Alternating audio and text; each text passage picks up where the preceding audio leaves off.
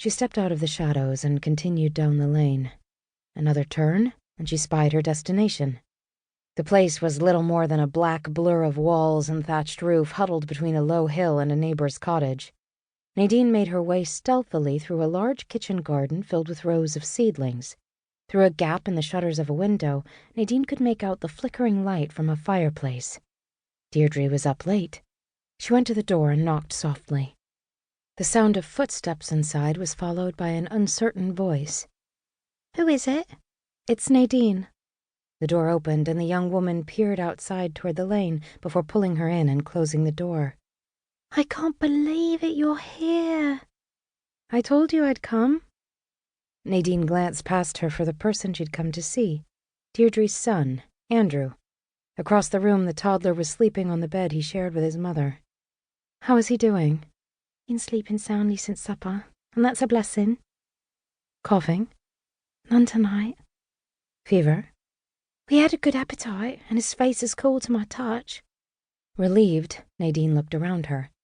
The cottage was small, but snug enough against the early spring chill. Above the fire, a pot hung from a long arm.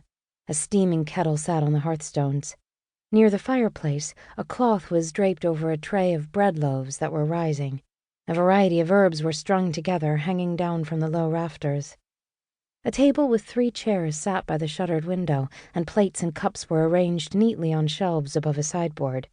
A large pile of sewing had been stacked on a small cot. A wardrobe, a low wooden chest, a washstand, and the bed where Andrew slept comprised the rest of the cottage's furnishings. Deirdre covered the window with a blanket. "They were here, looking for you. I was afraid they'd already found you." "Who is here?" "The Coast Guardsmen." "Why? What did they say?" "They wanted to know about the stranger, the woman with the French accent who was seen at the market the other day asking questions." Damn. She'd arrived in Hythe on Tuesday, the town's market day, and she had spoken to a few vendors, trying to find her bearings. "I don't have a French accent," Nadine said defensively, knowing the authorities were on the lookout for Napoleon's spies. "Well, you talk different." "I don't. I speak English, the same as you." "No, you don't. You talk different." She could stand there all night and argue. But what was the point? Compared to the locals, she did have an accent, but it definitely wasn't French. "What did you tell them?" She shrugged. "That I saw you at the market, but not since." "Why did they come here?" "Someone saw us talking, I suppose." Deirdre shook her head. "Hythe is a village. People are on the lookout. Ears pressed against the walls. Everyone knows everyone else's business. I've lived here my whole life, but my mother had Irish blood, so I've been the centre of attention since my husband left. And far more than I like, let me tell you." Deirdre's husband had been hauled off by a press gang to volunteer in the British fleet 8 months ago, and she hadn't heard from him since. At the market, Nadine had only struck up a conversation with Deirdre because of Andrew.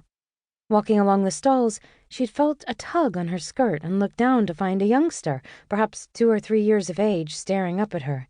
Red hair, the face of a cherub, and a head that seemed too big for the small, thin body. "Lost," he'd said to her. "Are you lost?" Nadine had asked. "No, you." She'd crouched down, and the boy's green eyes locked with hers. The intensity of the stare was unsettling. It was like he saw through her, knew she didn't belong in that marketplace in that period. "Who do you belong to?" she'd asked. "Where are your parents?"